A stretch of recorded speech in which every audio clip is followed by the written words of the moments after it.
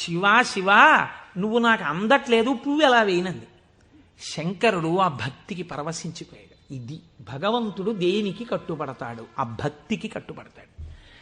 వెంటనే ఇలా ఉన్న శివలింగం ఇలా వంగిపోతే ఆ పిల్లకేం తెలుసు? శివలింగం వంగిపోయింది నా కోసం అన్నది. చిన్నపిల్ల పొంగిపోయి తప్పట్లు కొట్టేసి కాసేపు ఆడేసి 2 పువ్వులు వేసేసి వెళ్ళిపోయింది ఆ పిల్ల.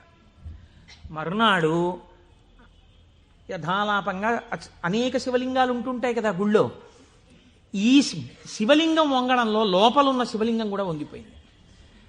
అర్చక స్వామి చూసి భయపడిపోయాడు. ఇదేమిటి శివలింగం ఇలా వంగిపోయిందని మహారాజుకు తెలిసింది. ఇది ఏదో అరిష్టం జరుగుతుంది, శివలింగం వంగింది ఏమిటని భయపడ్డారు. ఈ శివలింగానికి వంపు దిద్దిలా పైకి తీయాలి.